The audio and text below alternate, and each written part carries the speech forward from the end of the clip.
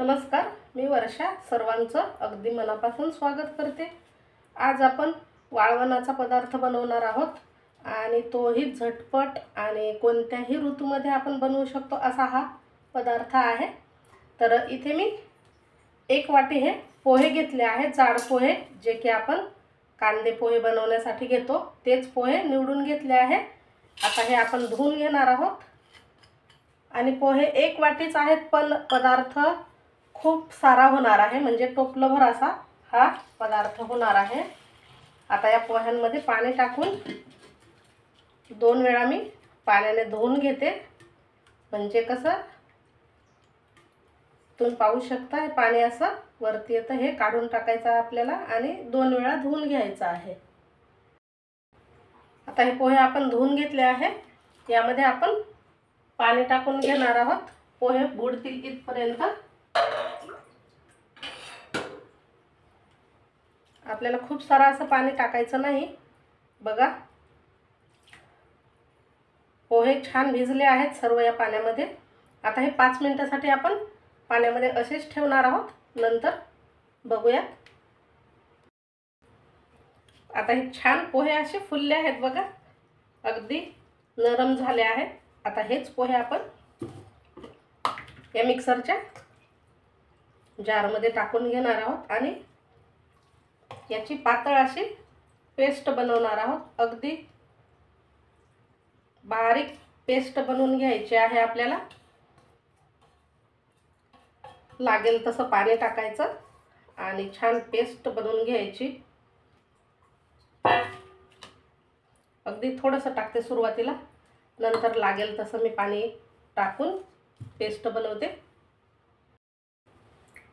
तर हे पहा, पातळ अशी पेस्ट बनवून घेतली आहे आणि मी पोहे वाटता वेळेस ना 1 वाटी पाणी एवढं घेतलं आहे। आता आपण पाणी गरम करायला ठेवणार आहोत गॅसवर।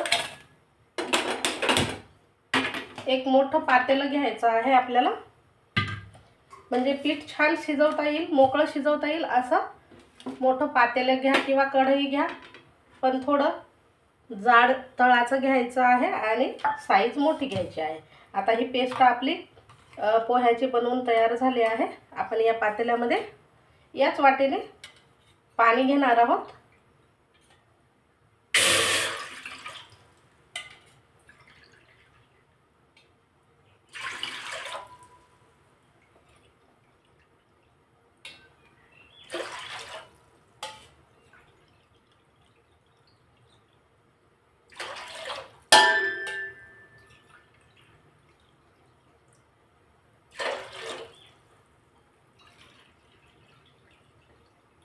आपण 6 वाटी पाणी उकळायला ठेवणार आहोत।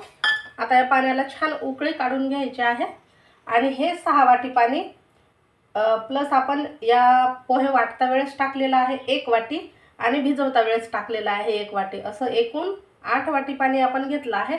तर पाणी बघा कमी जास्त लागू शकते, कारण पोहे किती जुने आणि नवीन आहेत त्यावरती पाणी लागणार आहे। आपल्याला पाण्याचा अंदाज घ्यायचा आहे, पण सुरुवातीला जास्त गरम करून ठेवायचं, म्हणजे वरून लागलं तर आपण तेच गरम पाणी वापरू शकतो।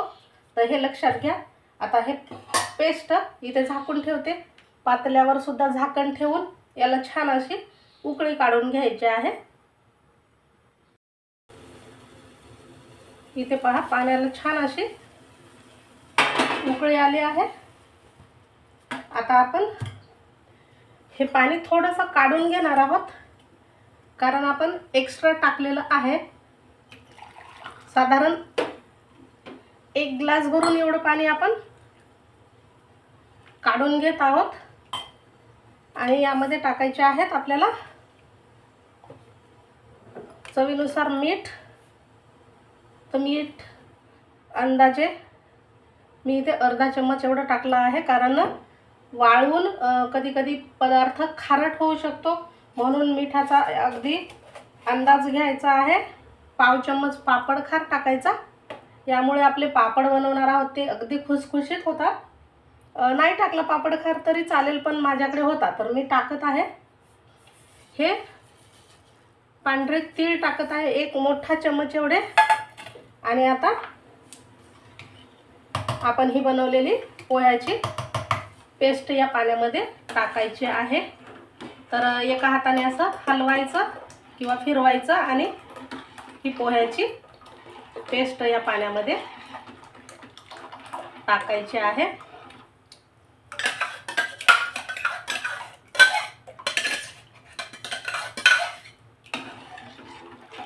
आता हे शिजवून घ्यायचं आहे आपल्याला साधारण 20 ते 25 मिनिटासाठी, जोपर्यंत हे असं घट्ट होत नाही किंवा छान असं शिजत नाही तोपर्यंत आपल्याला हे शिजवून घ्यायचं आहे।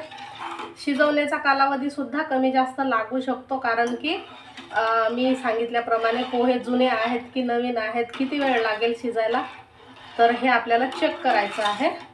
पण मी 20 ते 25 मिनिटासाठी शिजवून घेणार आहे, अगदी छान मध्यम आचेवरती, तळाला न लागू देता मध्ये मध्ये असं या चम्मचने फिरवून घ्यायचं आहे हे बॅटर। आणि जसं जसं आता हे शिजत जाईल ना तसं तसं घट्ट होत जाते। आता आपल्याला खूप असं पातळ वाटत आहे, पण हे जसं शिजेल तसं घट्ट होत जाते। तर आता हे आपण शिजवून घेणार आहोत। तर हे पहा 20 ते 22 मिनिटं झाली आहेत आणि हे बॅटर सुद्धा छान असं घट्ट झालं आहे, म्हणजे हे शिजून तयार झालं आहे।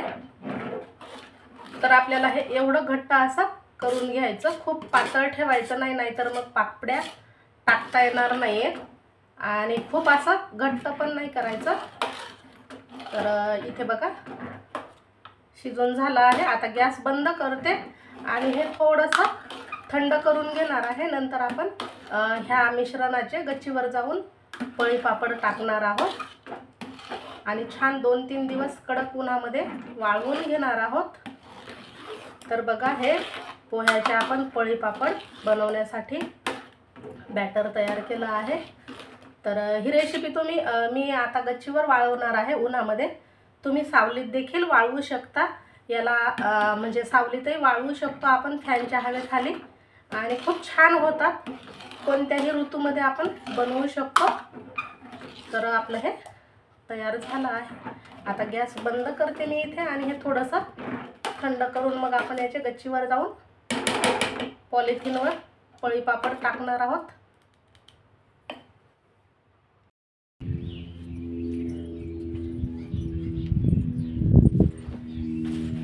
आता आपण हे तेल पाण्याने पुसून घेणार आहोत कापड।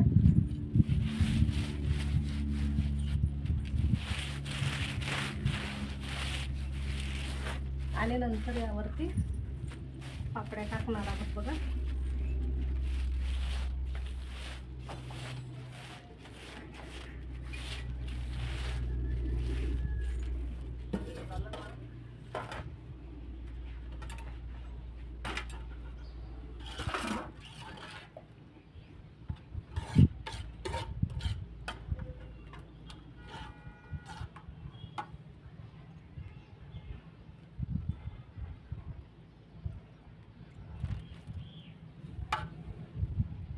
छोटे छोटे आपण ह्या पापड्या टाकून घेणार आहोत। याला जास्त पातळ नाही करायच्या, कारण ह्या वाळून पातळच होतात बघा। हलक्या हाताने अशा ह्या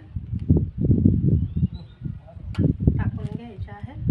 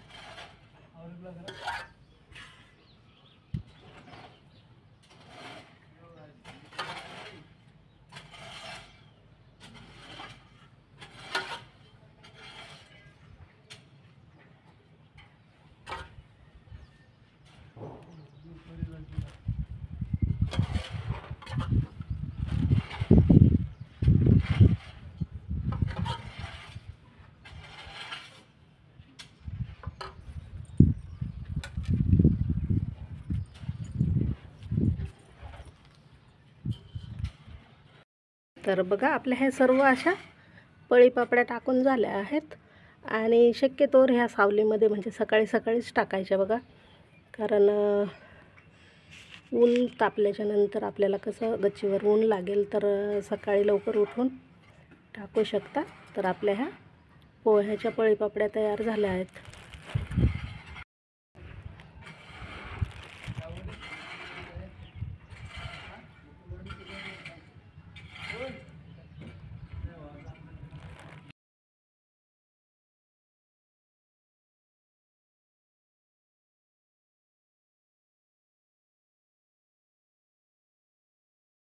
तर हे पहा, 3 दिवस कडक उन्हामध्ये वाळवल्याच्या नंतर आता ह्या पोह्याच्या पापड्या ज्या आहेत त्या तळण्यासाठी तयार झाल्या आहेत.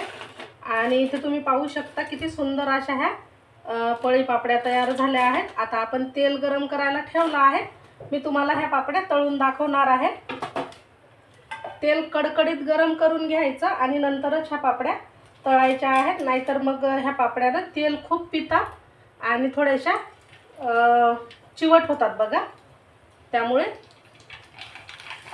तेल पहा मस्त असं गरम करून घ्यायचं आणि ह्या पापड्या आपल्याला तळून घ्यायच्या आहेत. तर किती पांढरी शुभ्र आणि खुसखुशीत अशी ही पापडी झाली आहे. अजून आपण ह्या तळून घेणार आहोत. खूप छान लागतात खायला आणि झटपट होतात, फुलतात देखील भरपूर. तर इथे तुम्ही पाहू शकता मस्त ह्या पापड्या फुलत आहेत.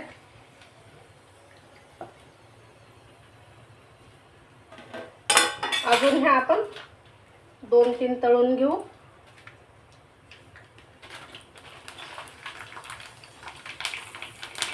एक सोबत असे छान तळून घ्यायचे आहे.